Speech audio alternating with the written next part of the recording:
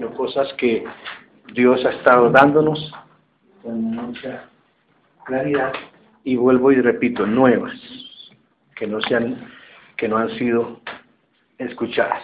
Para eso quiero hacer una introducción pequeñita del asunto. Cuando hablo del propósito eterno de Dios, no hablo de liderazgo, no hablo sino de lo que Él quiere de nosotros como iglesia, como pueblo, como hijos. Eso está claro. Cuando hablo del propósito eterno de Dios para la iglesia, es diferente. Porque ahí sí ya Dios tiene hombres que ha sacado, hombres y mujeres, por así decirlo, para la obra, para que la gente madure y crezca. No para ellos darse crédito de nada, eso está claro, sino para que la gente madure, o sea, haya un crecimiento equilibrado. ¿Cómo miramos esa parte? Cuando yo voy a hablar del propósito de Dios, esta es la iglesia, acá la iglesia, es diferente al propósito general, al marco general del propósito eterno de Dios, ¿cierto? Esto es un marco general del propósito eterno de Dios, y la iglesia es diferente, es el manejo ya de la iglesia, donde Dios saca individuos, con mucha claridad, ¿para qué? Para que hacer la obra del ministerio, ¿cierto? Quiero que miremos esta partecita así, y siempre lo vamos a ver cuando miramos el propósito eterno de Dios. Este es el marco del Nuevo Testamento, acá, ¿cierto? El Nuevo Testamento. Es un marco de referencia que Dios nos dio, el Nuevo Testamento. Pero en realidad este marco de referencia viene con uno que es el Antiguo Testamento, ¿cierto? De este depende o viceversa, se complementa. Pero más que todo, este se hizo para que tuviera vigencia en el día de hoy, ¿cierto? Pero en realidad esto no nació ni en el marco del Nuevo Testamento ni en el marco del Antiguo Testamento. Eso tiene otro marco, ¿cierto? ¿Cuál sería ese marco? El eterno propósito de Dios pasado, ¿cierto? Acá en el pasado. Pero en realidad lo que va a quedar es esto, ¿cierto? El futuro. Ya esa es la eternidad futura y la eternidad pasada. Se creó el Nuevo Testamento, en el Antiguo Testamento se creó un nuevo. Pero en realidad esto es para que nosotros asimilemos el asunto, porque esto no es real. Pero para poder explicar el asunto es así. En realidad esto es unido completamente. Nosotros ya estamos en el propósito eterno de Dios aquí, y todo ya es historia en unas partes, porque ya todo se cumplió, por así decirlo. Entonces, cuando me refiero al propósito eterno de Dios, me refiero a todo ese marco, no a un marco de la iglesia, ponemos aquí, que nació en el Nuevo Testamento, la iglesia, no en ese marco. En este marco podemos hablar de apóstoles, profetas, evangelistas, pero en el marco de Efesios 4, que es muy diferente a profetas y apóstoles y maestros y evangelistas y pastores que han salido por ahí. No nos interesa ese asunto, nos interesa otra cosa. Entonces aquí yo ya cambio abruptamente el tema, y ustedes lo van a fijar. Hablamos la vez pasada de liderazgo, ya hablamos del apostolado como apóstoles, dice, a uno puso Dios primeramente apóstoles, a otros, etcétera, etcétera. Lo que pasa es que en Bogotá y en la iglesia en el mundo entero se ha dado la figura única de pastor. ¿Y dónde están los otros ministerios como profeta, como evangelista, como maestro y como apóstol? No, como apóstol, porque ya vimos la parte de los ancianos la semana pasada. Hoy en día está muy de moda ser apóstol. Ya hoy en día es eso. Pero estamos hablando que en ese marco de la iglesia, pero en el marco del propósito eterno de Dios, todo cambia. Allá no hay ni grande, ni chico, ni mediano. Todos somos en Cristo, y si no, nos sirve el asunto, en ese marco. La realidad es que a nosotros nunca se nos enseña ese marco. Se nos enseña es el apostolado, lo de los pastores, todo eso, pero el marco del propósito eterno de Dios jamás se nos enseña. Y hoy vamos a ver, a continuar la charla acerca del propósito eterno de Dios, como quinta parte, porque ya hemos visto 4 partes. Lo que quiero comentarles es: Dios no está jugando a la iglesia, no es tiempo de jugar a la iglesia, no es tiempo de lugares específicos. Es tiempo de crecimiento de gente. No es tiempo de niñadas, es tiempo de madurez. No es un tiempo de bobadas, de caídas, ni de sacar plata, ni nada. Eso tiene que acabarse esa referencia. Dios hoy está hablándonos seriamente de una forma sobrenatural y diferente. Y eso lo vamos a ver ahorita. Si eso no es así, estamos perdiendo el tiempo y vamos a tener una vida fracasada, por así decirlo, en el reino de Dios. Pues comenzamos con la charla de los miércoles, donde el Espíritu Santo comienza a ministrarnos y a mirar ciertas cositas importantes. Propósito eterno, quinta parte. No es mi intención en este estudio hablar de lo que Dios hizo ayer, y mucho menos especular de acuerdo con giros históricos sobre lo que Dios hará mañana. Dios es soberano y creador. Quiero hablar de lo que Dios está haciendo hoy y de lo que Él quiere que nosotros seamos hoy miércoles y de aquí en adelante. Esto no es para pastores y líderes. No existe tal diferenciación. Esto sigue siendo espíritu nicolaíta de los que Dios en lo que estamos viendo el domingo aborrece en gran manera. Esto es para todo aquel que desee recibir palabra fresca, renovada, activa, potente, efectiva y actual. No la que pasó hace un tiempo. Es en este nivel, o por lo menos subiendo, en donde cada uno de nosotros tiene que vivir. Y si no nos sirve el asunto. Es una palabra fresca y no es para pastores. Y se fija cómo cuando en el propósito eterno de Dios ya no existe nada, ¿sí ve? No es para toda aquella persona que quiera estar en el propósito eterno de Dios. El Salmo 91, vamos a estudiar un poquitico ese salmo. O mejor todo. Señor, tú nos has sido refugio de generación en generación. Antes que naciesen los montes y formases la tierra y el mundo desde el siglo y hasta el siglo, tú eres Dios. Piense un poco, por favor. Antes que el mundo se formara, usted, el hombre, ya era. ¿Puede entenderlo? No me diga que sí, como tantas veces ha dicho amén en alguna iglesia, sin entender ni pepa de lo que se está diciendo, ¿cierto? Trate de entender y, si no puede, pídale al Espíritu Santo que le muestre y lo guíe a toda verdad. Vuelves al hombre, sigue el versículo 3, el 90, hasta ser quebrantado y dice, convertíos hijos de los hombres, porque 1000 años delante de tus ojos son como el día de ayer que pasó, que pasó y como una de las vigilias de la noche. Le cuento que una vigilia es el equivalente a 2 horas más o menos de las nuestras. O sea que, ¿qué acontece? Que ahora nos reducimos al tiempo de 1000 años, ¿sí ve? 1000 años son como 2 horas. Imagínense que antes decíamos que 1000 años era como un día, no, ahora son 2 horas de nuestra vida. Eso dice el salmista. Versículo 5, los arrebatarás como torrentes de aguas. Son como sueño, como la hierba que crece en la mañana. En la mañana florece y crece y a la tarde es cortada y secada. Así somos nosotros, porque con tu furor somos consumidos y con tu ira somos turbados. Pusiste nuestra maldad delante de ti y nuestros hierros a la luz de tu rostro, porque todos nuestros días declinen a causa de tu ira. Acabamos nuestros años como un pensamiento. Los días de nuestra edad son 70 años, o sea que a mí me quedan 20. Y sí, en los más robustos son 80. Dice el Señor, con todo, su fortaleza es molestia y trabajo, porque pronto pasan y volamos. O sea, pronto pasa y nos vamos hacia el otro toldo, hacia la eternidad futura. ¿Quién conoce el poder de tu ira y tu indignación según que debe ser temido?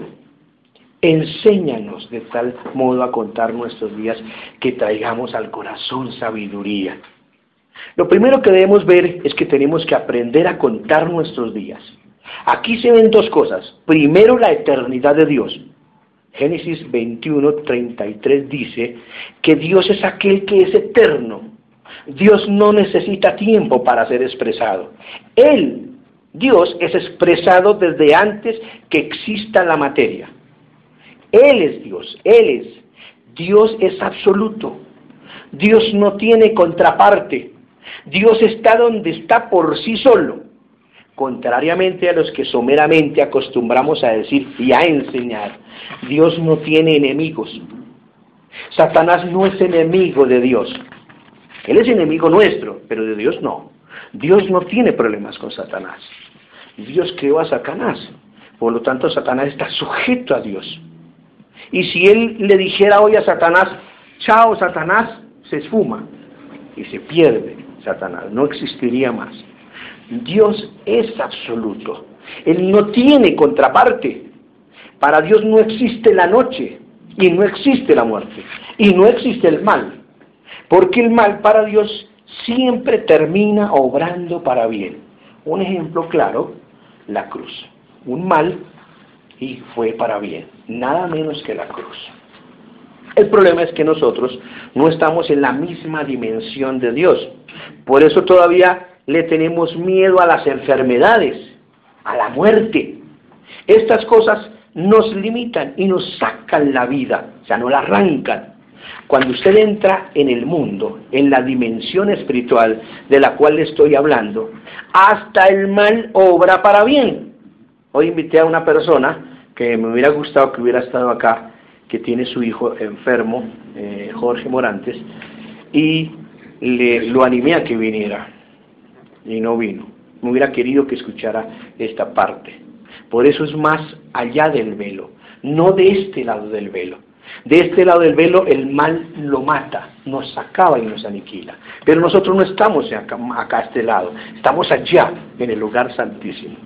Segundo, la vida del hombre no comienza con su nacimiento, no, comienza antes de la fundación del mundo. Eso es lo que dice la Escritura. Comienza aquí, en la eternidad de Dios. Un reino sacerdotal, un reino de reyes y sacerdotes. Sacerdotes con la función de los reyes, pero unidad en un solo hombre. Eso es poderosísimo y nunca existe en la Biblia. Solamente unos pocos hombres lograron traer esa tipología. Los más fracasaron el intento. ¿Como quién? Como Usías, como Saúl, cuando intentaron unir realeza con sacerdocio. Dios le quitó el reino y el sacerdocio y murieron. Hoy en día nosotros no nos ocurre eso, porque somos reyes y sacerdotes. O sea, no podemos gobernar y podemos ofrecer sacrificio a Dios. Casi de la descendencia del rey David. Fue el único que pudo hacer eso. Venimos de allá, no venimos del mundo, ni de ser únicamente una de las dos cosas, reyes y sacerdotes. Ahora, en este tiempo, Dios no reconoce liderazgos que no tengan estas condiciones divinas. Ojo, Dios no reconoce liderazgos que no tengan estas condiciones divinas, operando dentro de sí aquí. Gobierno y sacerdocio, linaje escogido, pueblo elegido por Dios, no esa cosa romántica y carismática que anda por allí diciendo solamente que Cristo te ama. No, esto es verdad, claro, por supuesto, pero una verdad parcial. Y una verdad parcial tiene una parte que se deja por ignorancia o voluntariamente. Es decir, toda verdad que no se dice conociéndola equivale a mentira disimulada, pero mentira al fin. Real sacerdocio, cuerpo de Cristo, orden de Melquisedec, orden de eternidad. Cuando hay una forma, cuando hay una reforma, hay un cambio. Y cuando hay un cambio, este también incluye iglesia y sacerdocio. Orden de eternidad. Cuando hay una reforma, subrayen esta palabra, hay un cambio. Y cuando hay un cambio, este cambio incluye iglesia y sacerdocio. Eclesiastés 3:10. Dice, yo he visto el trabajo que Dios ha dado a los hijos de los hombres para que se ocupen de él. Alguno que le pase, por favor, Iótica, o Joaquín, y yo se las doy de eso. Repito, Eclesiastés 3:10 dice el predicador, dice: yo he visto el trabajo que Dios ha dado a los hijos de los hombres para que se ocupen en él. Dice, yo he visto el trabajo. Todo lo hizo hermoso en su tiempo. Y ¿ha puesto qué? Eternidad. ¿Eternidad dónde? En el corazón de ellos, sin que alcance el hombre a entender la obra que Dios ha hecho. ¿Qué ha hecho? ¿Cuándo? Desde el principio hasta el fin. Por eso quería que Jorge Morantes estuviera hoy acá. Mire estos versículos tan deliciosos. Vamos a repetirlo. Porque esto tiene que ser revelación para nosotros. Si esto no es revelado de parte de nosotros andamos haciendo bobadas, y andamos yendo a iglesias, y allá andamos metidos bajo un liderazgo que no sirve para nada. Porque yo no entiendo el propósito eterno de Dios. Entonces, como no lo entiendo, ando en otro cuento menos en el que es. Dice, todo lo hizo hermoso en su tiempo. Y ¿ha puesto qué? Eternidad.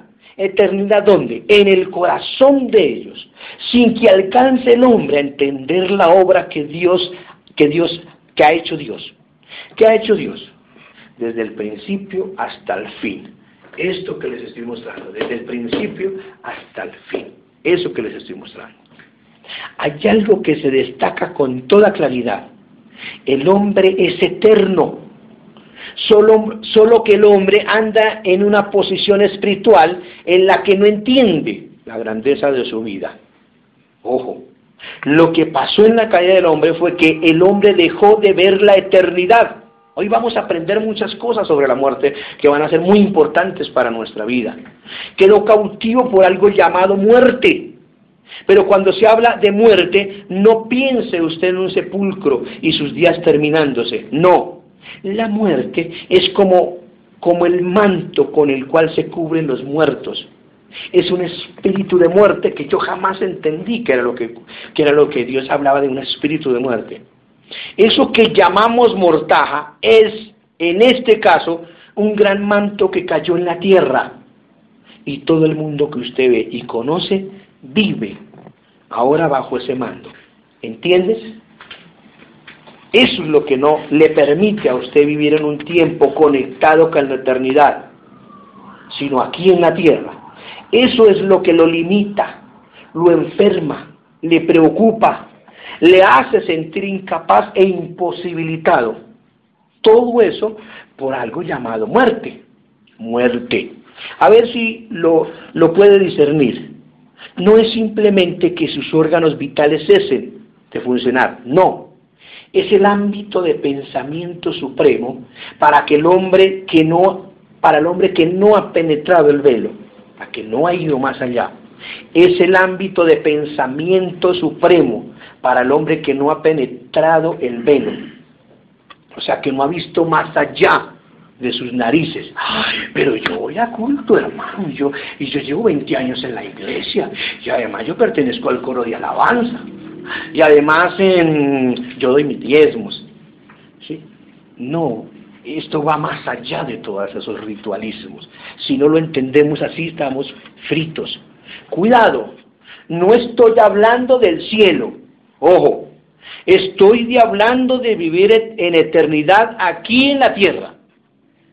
Yo no estoy hablando de la eternidad allá. Ojo como lo estoy mostrando, ojo como lo estoy mostrando. Y esto es el reino de los cielos total. No estamos hablando de que vamos a ir al cielo. Estamos hablando de que somos del cielo. Aquí somos extranjeros y peregrinos. Y aquí somos embajadores en nombre de Cristo. Embajadores. Por eso el embajador no se inmiscuye en nada que tenga que ver si no son cosas de su país. Entonces, ¿el embajador puede votar? ¿Puede votar un embajador? No. No puede votar. ¿Por qué? Porque si no está en su país, no sirve el voto para nada. Porque está eligiendo a gente del mundo. No sirve eso. Si no entendemos eso, estamos en la olla. Ay, pero hermano, ¿usted es la iglesia? Sí, yo soy la iglesia. Pero vamos para la iglesia. Pastor es Cristo. Ay, pero mi pastor. Y así actuamos. Pero aunque decimos y pronunciamos ciertas cosas, ¿por qué? Porque no estamos en la visión de dónde estamos nosotros, cuál es mi posición frente a Dios y frente a la eternidad. Entonces, ¿qué hago? Limitado apenas, eso fue lo que dice ahí, ustedes son unos pobres ciegos, desnudos, desventurados, infelices, desgraciados porque no tienen mirada, y todavía dicen que tengo un nombre de que vivir. Ya vamos a la iglesia, no sirve el asunto, si no vamos más allá. Cuidado, no estoy hablando del cielo, estoy hablando de vivir de eternidad aquí en la tierra. Cristo lo hizo, donde la muerte no tenía dominio sobre él. Hombre en semejanza a nosotros, soltó su gloria, no se trajo ningún truco, solo el Espíritu Santo, igual que usted. Y lo hizo Cristo. Si llega a utilizar cualquier truco divino, no era legal. Lo hizo como hombre y tenía que ser así. ¿Por qué? Porque si no, no servía el asunto. Él probó a un hombre, Adán, y en Adán probó toda la raza humana. Lo que yo les dije a ustedes acá un día, si aquí yo les digo a Miguelito, todos estamos en la misma clase y no hemos fallado, ¿cierto? Entonces Miguelito va a representar al curso, porque todos estamos aprendiendo lo mismo, ¿cierto? Si Miguelito falla, todo el curso falló. Eso fue lo que pasó con Adán. Entonces, ¿Dios qué tiene? ¿Le quedó grande? No. Trajo a otro hombre, él mismo, y en Cristo se cumplió todo lo que debía cumplirse en Adán. Y si no, no servía el asunto para nada. ¿Y por qué? Porque, por ejemplo, el Señor sabía que lo iban a capturar. El Señor sabía que lo iban a matar. ¿Sí? Y él siendo el Hijo de Dios, él había podido confundirlos. Sí. Él los había podido acabar a todos. Y él dijo en una ocasión, ¿qué dice? ¿Usted piensa que no llamaría yo, si fuera por así de defenderme, millones de ángeles y no vendrían al socorro? Claro. Yo creo que los ángeles estaban listos a que dijera, ¡auxilio! Y los sacaban. Y acababan la nación. Eso es que la acababan. Eso no era que ya. Solo Dios piensa y dice, no, me arrepiento de haberme mandado a mi hijo. Me arrepiento y chao, se acabó todo el mundo. ¿Sí? Pero no lo hizo. Como hombre, hizo lo que tenía que hacer como hombre. Cuando un hombre comienza a ver con claridad de Dios a la eternidad, no hay muerte que lo contenga. Eso le pasó a Enoc. Cuando alguien comienza a decodificar los principios de la inmortalidad, no hay muerte que le atormente. La vida se vive conforme al entendimiento que se posee. Ahora lo vamos a ver más adelante. Vuelvo y repito, la vida se vive conforme al entendimiento que se posee. Si yo entiendo que tengo que ir a una iglesia, ese es el entendimiento diminuto y chiquitico que tengo. Pero si yo entiendo que yo soy iglesia, eso es otro cuento. Romanos 5:10. Porque si siendo enemigos fuimos reconciliados con Dios por la muerte de su Hijo, mucho más, estando reconciliados, seremos salvos por su vida. Y no solo esto, sino que también nos gloriamos en Dios, por Él, nuestro Señor Jesucristo, por quien hemos recibido ahora la reconciliación. Por tanto, como el pecado entró en el mundo por un hombre, imagínense, y pensar que nosotros decimos que Lucifer pecó primero. No dice eso, ¿cierto? Dice que por un hombre y por el pecado a la muerte, así la muerte pasó a todos los hombres por cuanto todos pecaron. Aquí le dice que la muerte pasó a todos los hombres. Y eso es como un manto de limitación que el hombre tiene. Si no puede sacar los ojos de lo natural, una mentalidad que no tiene poder de rompimiento, nos limitamos culturalmente, por barreras de idiomas, por economía, por autoestima, por conocimiento, por enfermedades. Nos limitamos y nos limitamos cada día hasta que dejamos de ser. O sea, hasta que somos viejos y nos morimos y vivimos limitados al tiempo y al espacio. Y ya las otras reuniones vimos que no es así, porque nosotros somos ilimitados, ¿cierto? Hay barreras que nos impiden, la economía. Y hoy hablamos con Miguelito, y es verdad lo que Miguelito decía, no, el país puede estar patas arriba, y yo soy un hijo de Dios y no me puede afectar la economía del país porque yo vivo bajo las reglas de otro reino, no el de acá la tierra. Ay, pero ¿y qué? Si no lo entiendo así, estoy frito. Por conocimiento, etcétera. Ahí pueden ustedes colocar muchas cositas en la casa y poner muchas, incluso apoyo bíblico a esto que estoy diciendo, porque si no, no acabamos. A ver si se aclara la verdad.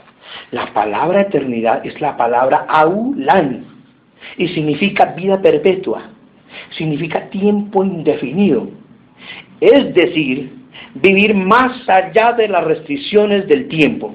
Jesucristo, sumo sacerdote, según el orden de Melquisedec, es relativo. Y no van a preguntar ahorita nada, sino estudien lo que les voy a decir. Y compatible a todos los tiempos, pero leal a su eternidad. Ahora bien, vamos a la realidad. Cuando todo está enfocado al tiempo cronológico, se forman especies de quintas, de campamentos, de áreas privadísimas y particularísimas. Entonces, cuando cambia el tiempo, usted no puede cambiar. ¿Por qué? Porque mantiene lealtad al tiempo en el cual ha vivido. Si una persona tiene mucho dinero, tiene que trabajar para poder sostener ese imperio que tiene. Tiene que pagar los impuestos de la casa, los impuestos del carro, y se vuelve esclavo del asunto, ¿cierto? Orden de Melquisedec, al cual está sujeto Cristo, es relativo a los tiempos, pero leal a la eternidad. Por eso tiene que haber reforma en la iglesia, porque hay mucha gente leal al tiempo. Tiene usted que ser leal, pero leal al propósito eterno de Dios, no al tiempo, no a los tiempos cronológicos.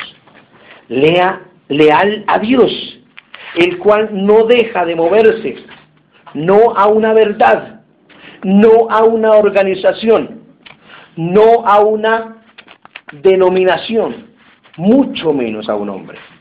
Y si este hombre tampoco tiene lealtad con la eternidad, si tiene lealtad con la eternidad, en cambio, no le hace mal pegársele y no despegársele, o no despegarse del cierto, si lo tiene.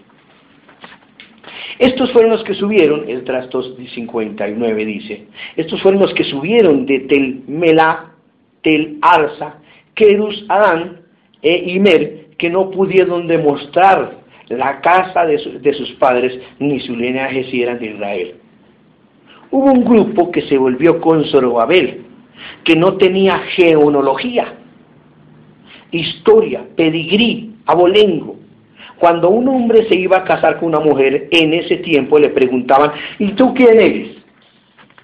Esto no significaba, como hoy se podría suponer, a dónde trabajo, cuánto dinero tenía. No, significaba algo así como, dime quiénes son tus padres, de qué familia vienes, porque si llegas a venir de los hijos de Cam, están malditos y no vas a poder casarte con mi hija. ¿Cierto?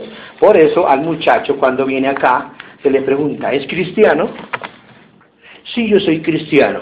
Demuestra que eres cristiano para poder casarte con mi hija. Porque si no, no vas a poder casarte con mi hija. A menos no voy a tener mi aprobación, así lo haga. ¿Por qué? Porque es hijo de Can. Y ese hijo de Can está maldito. El linaje en ese tiempo era importantísimo para la herencia, para entrar, para tener privilegios, para poder ministrar. Y eso que estamos viendo era gente que no tenía cómo demostrar que eran de Israel. Estaban ahí entre el pueblo, pero no podían demostrar de qué apellido eran y si tenían pedigrí. Por eso no basta, tenían que demostrarlo. Los hijos de Delaya, los hijos de Tobía, los hijos de Decoda, 652, y de los hijos de los sacerdotes, los hijos de Abías, los hijos de Cod, los hijos de Barzilai, el cual tomó mujer de las hijas de Barzilai, Galadita, fue llamado por el nombre de ellas. Estos buscaron sus registros de genealogía, sea, ¿cómo decir? Si estaban allá en la notaría, con sello, y no fue hallado. ¿Y qué hicieron? No, pues quédense ahí, porque como ya están ahí, y como el muchacho se ve buena gente, y la muchacha se ve buena gente, entonces quédense ahí tranquilos. No, fueron excluidos del sacerdocio. Y el gobernador les dijo que no comiesen de las cosas más santas hasta que hubiese sacerdote para consultar con el Urim Tumim. Esos eran instrumentos sagrados, ¿cierto? Una especie de dados que usaban los sacerdotes para indagar por esa vía sobre la voluntad de Dios. Está claro que la genealogía daba identidad. Y entidad a la persona, e identidad a la persona. ¿La tenía? Todo bien. ¿No la tenía? Fuera. No podía ser sacerdote. Pero fíjese usted que Melquisedec no tenía genealogía. No se sabe ni siquiera quién era su madre, ni quién era su padre. No tenía ni por dónde empezar con la línea genealógica. Él podía decir, soy Melquisedec, de Melquisedec, de Melquisedec, y punto. ¿Cierto? ¿Y quién te crees que eres? Le dirían seguramente, no sé, respondería él. Lo que sí sé es que tu padre Abraham me dio los diezmos de todo a mí y no a otro mejor posicionado por curriculico, no, o por curriculum. Eso es vivir en la tierra, pero estar conectado con la eternidad. Melquisedec, ahora sí nombremos, Cristo, iglesia, usted, yo. Ahí vamos a ver esto. Melquisedec, la eternidad, ahora lo vamos a ver. ¿Sí? La iglesia comienza con los judíos. La iglesia. Aquí estoy yo y todos nosotros acá. ¿Sí? Ahí va el orden. Hebreos 6:20. Donde Jesús entró por nosotros como precursor, hecho sumo sacerdote para siempre, según el orden de Melquisedec. Atención, porque esta palabra para siempre es la palabra eion, y significa relativo. Eion tiene dos significados: tiempo o periodo específico, o la edad eterna significa. Si se unen estas dos palabras hebreas, veremos que dice alguien relativo al tiempo, pero fijo en la eternidad, significa. Hebreos 7:1, porque este Melquisedec, rey de Salem, sacerdote del Dios Altísimo, que salió a recibir a Abraham, que volvía de la derrota a los reyes, le bendijo, a quien asimismo dio a Abraham los diezmos de todo, cuyo nombre significa, ojo con esto que vamos a mirar, porque esto quizás nunca lo habíamos visto de esta manera, cuyo nombre significa primeramente Rey de Justicia, también Rey de Salem. Esto es Rey de paz, sin padre, sin madre, sin genealogía, que no tiene principio de días ni fin de vida, sino hecho semejante al Hijo de Dios, permanece sacerdote para siempre. ¿De quién está hablando ahí? De Cristo está hablando. O sea que al que le dio los diezmos a Abraham fue a Cristo mismo. Él va, tiene una charla con él, toma la cena con Abraham, dice que le dio vino, pan y vino. Y Abraham, no sé qué le diría el Señor Jesucristo, pero lo que le dijo cambió toda su vida, toda su perspectiva para siempre con respecto a Cristo. ¿Y qué hizo? Instituyó los diezmos. Tome, Señor, lo que te pertenece. Nosotros no diezmamos al hombre, diezmamos a Dios, a Cristo. No diezmamos a una denominación y no mantenemos una denominación. No podemos mantener una denominación.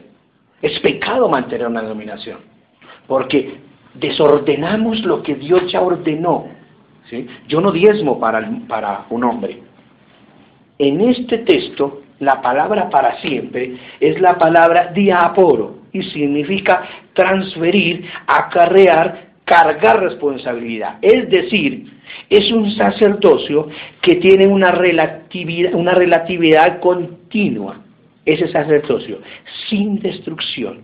Tiene que ver con ese encuentro entre Jesús y Nicodemos en la discreta, clandestina medianoche de aquellos días.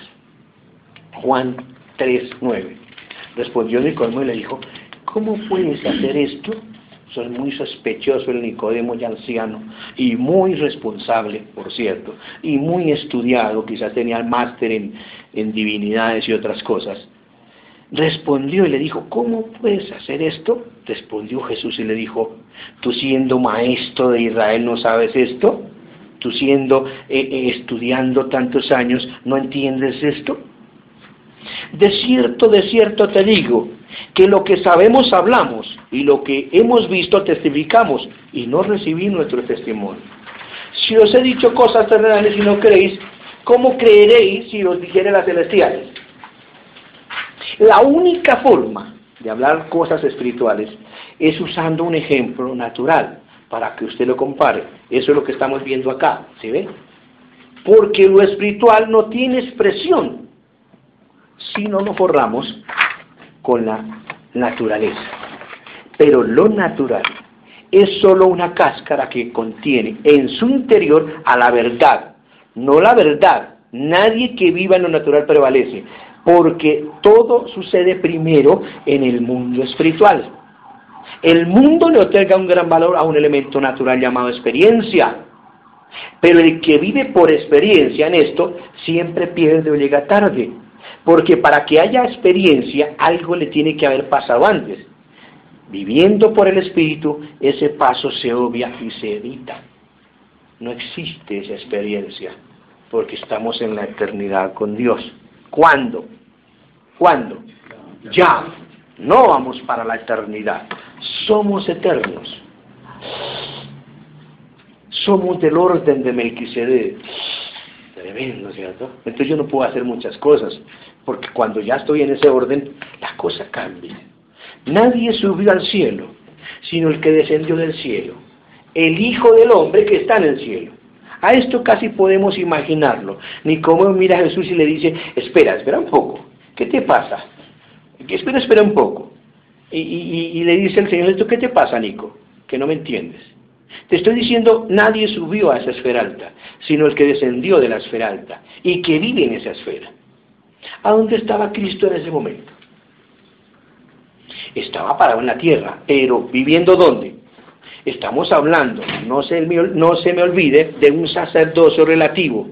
Cristo vino y era relativo a la cultura de su tiempo. Sin embargo, Él era antes que Abraham. Cristo no nace, Él es eterno. El que sí nace es Jesús. No se confunda, por favor, y eso entiéndalo. Cristo, estuvimos hablando con una persona hace un tiempo, y él habló de que Cristo no era el asunto, y que unos judíos le habían enseñado unas cosas de Cristo, y me puse a mirar, no, Cristo está antes de la fundación del mundo, porque Cristo significa Mesías, el enviado, el Salvador. ¿Cuándo? ¿Cuándo? Aquí en la eternidad. Que Él vino aquí, eso es otro cuento, pero Él estaba aquí, en Cristo, reconciliando consigo al mundo, no tomándole en cuenta al mundo los pecados, pero no estábamos nosotros ahí, entonces ¿cómo es el asunto? ¿Sí ve? ¿Dónde estamos? No se le olvide que un sacerdocio relativo, Cristo vino y era relativo a la cultura de su tiempo, sin embargo, Él, Cristo, antes que Abraham. Cristo no nace, Él es eterno, el que sí nace es Jesús, no se confunda por favor. La creación se creó en Cristo. Cristo no nace. Sin embargo, cuando Él llegó, vestía con los trajes de su tiempo. No andaba con una cosa anticuada, con cuello almidonado, con una corbata cartón. Él era un hombre práctico, pero sin embargo, también eterno. Y no se las picaba de eterno. Era normal, ¿cierto? ¿Por qué? Porque una de las cosas que hace el reino de Dios cuando llega a nuestra vida es normalizarnos. ¿Sí entendemos eso, ¿cierto? A ver, porque nos distraímos con la silla que sonó allá. Vuelvo y repito. Cuando el reino de Dios llega a mi vida, me normaliza el reino de Dios. Me explico, si yo era un hinchalón, tomatrago, y para mí eso era normal, cuando llego al reino de Dios, me normalizo, o sea, los que están locos son los de afuera, nosotros somos cuerdos, eso dice el Señor, ¿sí ve?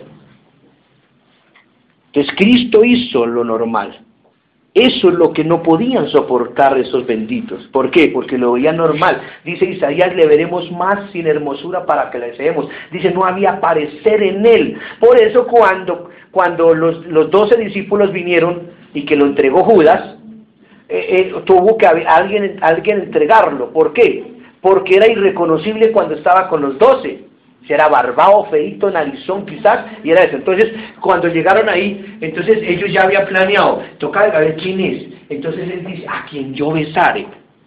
Porque habían podido confundirlo con Pedro, o con Juan, ¿cierto? Porque era un hombre normal, común y corriente, que comía, dormía, bebía y era normal. No, hermano, hay que ir a la iglesia, varón de Dios, aleluya, gloria. No, él nunca hizo eso.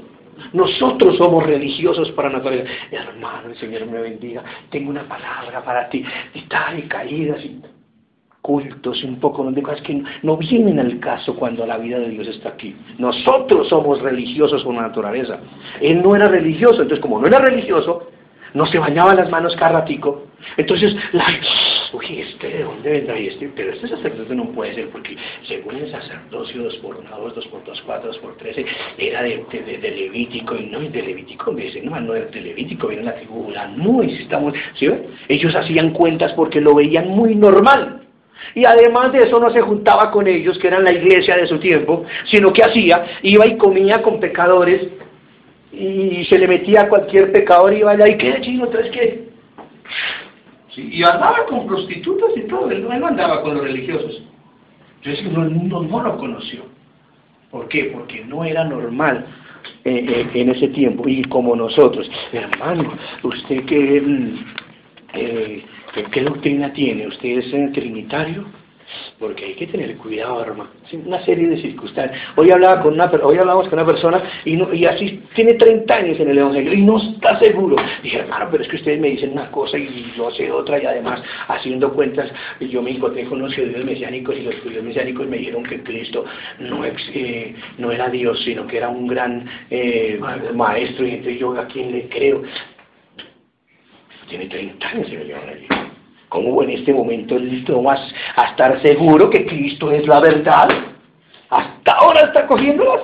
Y nosotros lo miramos así como sospechoso y térrico como mula. No, mi hijito, ahí sí. Y antes, Señor, quítame esa terquedad. Y le dije, no le ore al Señor eso. ¿Por qué? Porque ¿cuál es el remedio para la terquedad? ¿Qué dice por allá? ¿Cómo dice, Miguelita? ¿Qué es terco, cómo es? ¿En Proverbios? Digo, la vara es para el necio, la vara es para el terco, y todavía tiene 60 años y todavía, y él, quítame esa terquedad, Señor. Y dijo, bueno, quítame esa terquedad. Como orar que, Señor, aleluya, trata conmigo, Señor. Bueno, tribulación. Sigue tratando conmigo, tribulación. ¿Por qué? Porque ni eso sabemos orar. Porque no somos normales, sencillos, personas como era el Señor Jesucristo. Este es el nuevo sacerdote que Dios está levantando. Este es el nuevo sacerdote que Dios está levantando. ¿Cuándo? Hoy. Una gente que vive en la tierra, pero que la tierra no los limita. Es el orden de Melquisedec. Hebreos 7:11 dice: si pues la perfección fuera por el sacerdocio levítico, porque bajo él recibió el pueblo la ley, bajo ese sacerdocio, ¿qué necesidad habría aún de levantarse otro sacerdote según el orden de Melquisedec y que no fuese llamado según el orden de Aarón? Aclaremos este concepto. Dice que si la perfección viniera por el sacerdocio levítico, que era un sacerdocio externo, o mejor dicho, que se ocupaba de lo externo, no hubiera necesidad de otro sacerdocio, el interno, aquí, el real, el de Melquisedec. Esto significa dos cosas. Lo que mostraremos, lo externo. Las formas no perfeccionan a nadie. El otro sacerdocio, el de Melquisedec, al que pertenecía Jesús, sí, ese sí. Versículo 12, porque cambiando el sacerdocio, es necesario que también haya cambio de ley. Si se cambia el sacerdocio, tiene que haber cambio de ley. No sirve el asunto de la misma manera. Esto significa que es necesario que haya un cambio de ley. Primero está Melquisedec, luego están Aarón, luego los levitas, la ley, y luego está Melquisedec otra vez, ¿en quién? En Cristo. O sea, que ¿sí ve? Él es el primero y es el último. Sencillo. La promesa fue hecha 430 años antes de la ley para que no quedara bajo la ley. Para que no quede bajo la ley. Cristo no viene gobernando por los 10 mandamientos, no.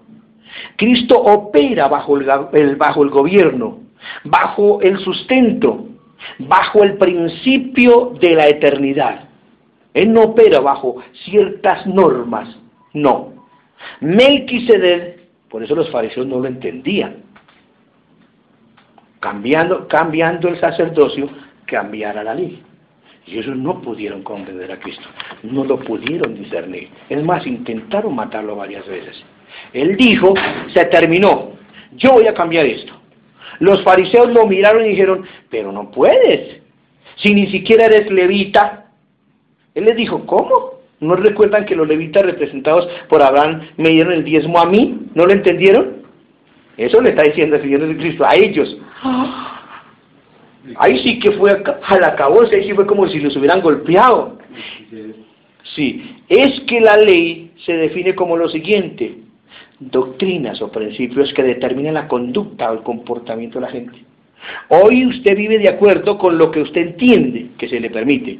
Cuando hay un cambio de sacerdocio, eso cambia. Estamos en un cambio de sacerdocio que demanda que nuestro estilo de vida cambie. No podemos predicar la revelación de hoy y vivir bajo los principios cotidianos de ayer. No, cambio de ley. Ya no es un simple cambio de sacerdote, ahora es el reino. Recuerde que somos un reino de reyes y sacerdotes. La palabra de Dios no es doctrina, no es doctrina. Segunda Timoteo 3:16 dice que la palabra de Dios es buena para doctrina. Para doctrina. Y si fuese buena para doctrina, entonces la palabra en sí no es doctrina, ¿cierto? Porque doctrina es una enseñanza. Son principios que gobiernan, comportamientos extraídos de la palabra. Pero la palabra en sí no es doctrina. Es una fuente inagotable, donde se puede sacar doctrina, pero ella misma no es doctrina. Porque doctrina es una enseñanza. Por eso es que quien trata de vivir la letra muere, porque la letra no es una doctrina, solamente es un espejo. Y si usted no sabe ver correctamente en ese espejo, lo mata. La doctrina nos instruye para conducta. Tenemos que tener una mentalidad poslevítica y prelevítica. Melquisedec existe fuera de la función levítica. La función levítica tenía y todavía tiene su énfasis en obras muertas. ¿Qué vimos? En sacrificios. ¿Qué vimos sobre eso? En sacrificios tales como ¿cuáles? Miguelito, ¿como cuáles? Ayunos rituales. ¿Qué más dije? Vigilia rituales. ¿Qué más dije? Culto ritual como culto. Ponte de pie, hermano, y todos se ponen de pie. Alza tus manos, todos alzan tus manos. Cierra tus ojos, cierra tus ojos. Cantamos, Cristo está cerca de ti, abre la palabra, todos siéntese. Párense, vamos a hablar por las escrituras. Todo un culto ritual que no sirve en el orden divino del orden Melquisedec. Para nada sirve eso. Caídas rituales. Uy, hermano, ese hermano vino y me tocó. Porque es que él sí trae al Espíritu Santo. ¿Cómo así que sí trae al Espíritu Santo? Cuando vino Benigir, andaba por allá llorando Henry porque no lo tocó. Ay, no me tocó. Dije, santísima, no me tocó. O sea que, menos mal que no lo tocó, si no, ¿cómo hubiera estado? Pero él tenía que, porque los pastores de Bogotá fueron y hicieron fila. Ojo lo tontos que somos nosotros. ¿Para qué? Para que la doble porción de ese hombre... Y él sí, ja. El otro, y el otro, y a ustedes también, es un absurdo. ¿Por qué? Porque no entendemos el asunto de parte de Dios. Entonces, es un culto, eso es lo que estoy hablando de mentalidad poslevítica y prelevítica. O no vamos a un salón donde hay unas cortinas, donde hay una plataforma y donde el pueblo está para allá. Y donde de allá nos ministran todo. Y entonces, lo que hacemos acá, ¿qué es? ¿Qué hay cuando se reúnen? El uno tiene, el otro tiene, y el otro trajo. No dice, uno solo traerá, y los demás mirarán. Jamás dice eso. ¿Ah? Y comerán. Y si el tipo no come, no se alimenta bien, pues ¿qué les va a dar? ¿Agua panela? No les da comida sustanciosa. Hermano, qué bendición. Hablamos de Pedro. Por allá escuché que el domingo hablan de Pedro. ¿Y qué hablan de Pedro? Pues sobre la negación. Y él lee el pasaje y dice, y Pedro lo negó, aleluya. ¿Cuántos dicen, repítale a tu hermano, Pedro lo negó? Pedro lo negó. Y una serie de circunstancias que son cosas que no sirven, que son levíticas, que en este tiempo no sirve para nada. Dios no se manifiesta en eso. Dios no está ahí. El Espíritu Santo dice con cánticos espirituales. ¿Cuáles son los cánticos espirituales? Eso es otro cuento. Melquisedec existe fuera de la función levítica. En culto no está. Ay, hermano, que yo perdí 20, 30 y 50, si sigue así. Porque es una función levítica de culto, la cual Dios no dijo.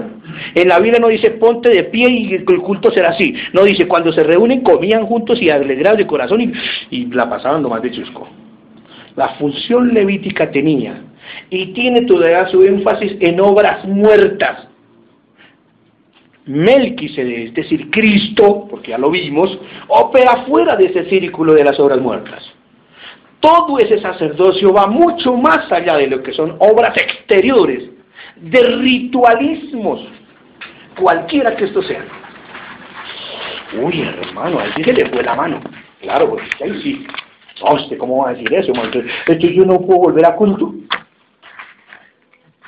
Si sigue con esa mentalidad, estamos fritos. Juan 8:53 dice, ¿eres tú acaso mayor? Se quedan mirando los sospechosos los fariseos. ¿Eres tú acaso mayor que nuestro padre Abraham, el cual murió y los profetas murieron? ¿Quién te haces a ti mismo? Respondió Jesús y les dice, si yo me glorifico a mí mismo, mi gloria nada es. Mi Padre es el que me glorifica, el que vosotros decís que es vuestro Dios, pero vosotros no le conocéis. Casi que el Señor les dice, vosotros no lo conocéis, mas yo le conozco. Y si dijere que no le conozco, sería un mentiroso, como vosotros, pero le conozco y guardo su palabra. Y aquí viene la parte especial que comprueba lo que venimos hablando. Abraham, vuestro padre, se gozó de que había de ver mi día y lo vio. Y se gozó. ¿Cuándo? Cuando le dio los diezmos. Se gozó. Dijo, claro. ¿Y de ahí qué hizo? De ahí se comenzó y se ranchó y comenzó a hacer edificios y casas y templos y todo eso porque vio el día del Señor. ¿Qué hizo? Vivió en carpas como en tierra prometida y listo a arrancar. Listo a arrancar. ¿Qué se necesita en el desierto? Una estaquita para que se sostenga. Eso es, y chao. La envuelven y quedan 4 palitos así. Bueno, ¿para dónde quedamos? ¿Para dónde quedamos?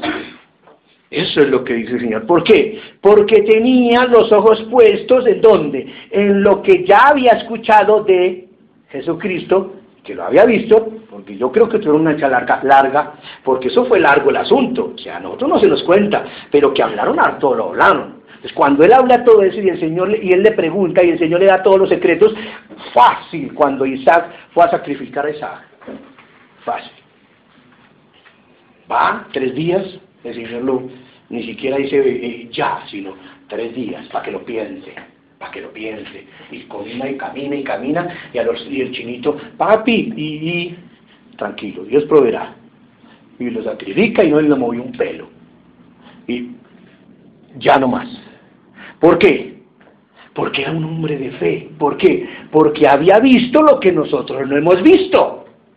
Cuando yo veo lo que Abraham vio, listo, papá, eso lo que Pablo decía, ¿dónde está? Máteme, ¿dónde es que me van a matar? No, lo van a matar, ¿dónde? Allá, para allá. ¿A dónde está muerte tu aguijón? Para mí el vivir es Cristo, decía, y el morir es ganancia. No que la muerte me hace un favor, acercándome a mi Señor. Entonces no tenía muerte a ninguna cosa. No solo que había visto, sino que dice que andaba como mirando por el cielo. Sí. O sea, todo el tiempo estaba... Con objetivo. No al pasado. No. Como decir un encuentro, un retiro, un tal. No. Todo el tiempo era andando como... Viendo al invisible. Y la ciudad celestial cuyo arquitecto y fundador es Dios. Abraham no tropezó con algo. Él vio el día del orden de Cristo. ¿Y qué hizo? Entró en esa esfera. ¿Y qué hizo? Vivió allí, antes que la ley. La palabra vio es la palabra oída, que significa estar plenamente consciente de. 530 años antes de la ley, Abraham entendió algo que le fue instruido miles de años después. Hay una Biblia por ahí que me la presten, ojalá que tenga la letra grande.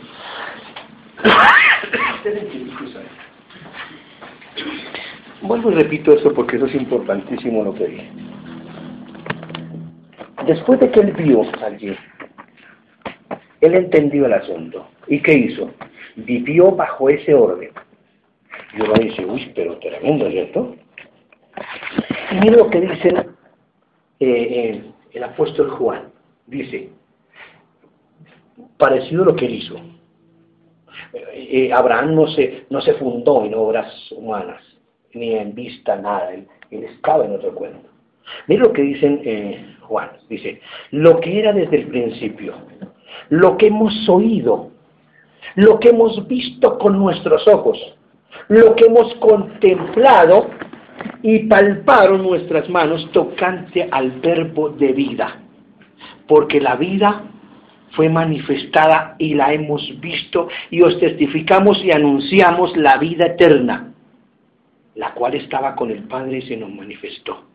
Y lo que hemos oído, visto y oído, eso os anunciamos, para que también vosotros tengáis comunión con nosotros, y nuestra comunión verdadera es con el Padre y con su Hijo Jesucristo. Estas cosas os escribimos para que vuestro gozo sea cumplido. ¿Sí ven? O sea, los apóstoles no nos dieron a una fábula. Ay, que un día el Señor no dice, no, lo que hemos visto, oído y tocamos respecto a Él. Eso es lo que le estamos predicando. No le estamos predicando pendejadas, ni bobadas, ni iglesia, ni nada. Le estamos predicando a Cristo y Él crucificado. Ay, venga a la iglesia, hermano. Hay una campaña linda. Y si ustedes voltean las hojas más para casito, segunda de Pedro, si anotaran para que anoten. Si quieren anotar, hay una hojita para leer en las casas. Lean primera de Juan 1 y segunda de Pedro 1:16. Dice, porque no os hemos dado a conocer el poder y la venida de nuestro Señor Jesucristo, no, siguiendo fábulas artificiales, no, sino como habiendo visto con nuestros propios ojos su majestad. Pues cuando él recibió de Dios Padre y honra y gloria, que le fue enviada desde la magnífica gloria, acuérdense en que Pedro estaba allí, una voz que decía, este es mi hijo amado en el cual tengo complacencia. Y nosotros oímos esa voz enviada del cielo cuando estábamos con él en el Monte Santo. Y también tenemos la palabra profética más segura, a la cual hacéis bien en estar atentos como una antorcha que alumbra en un lugar oscuro hasta que el día esclarezca y el lucero de la mañana salga en vuestros corazones. Entendiendo primero esto, dice Pedro, que ninguna profecía de la Escritura es de interpretación privada, porque nunca la profecía fue traída por voluntad humana, sino que los santos hombres de Dios hablaron siendo inspirados por el Espíritu Santo. Cuando hablo de que Abraham no tropezó con algo, él vio el día del orden de Cristo, y además de eso entró en esa esfera, y además de eso vivió allí, antes que la ley. La palabra vio es la palabra oída, que significa estar plenamente consciente de lo que estaban los apóstoles.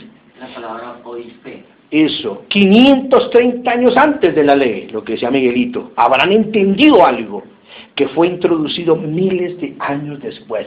Lo mismo que vimos con la profecía de Daniel.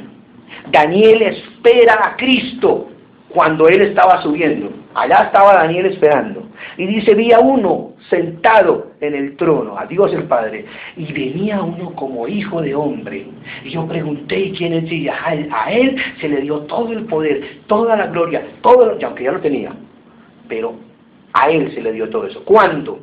Cuando subió. No es que él va a venir a reinar por 1000 años. Ojo, porque ese cuento no lo comemos y el preaminalismo, el animalismo, y además la venida de Cristo. Y todo el mundo está esperando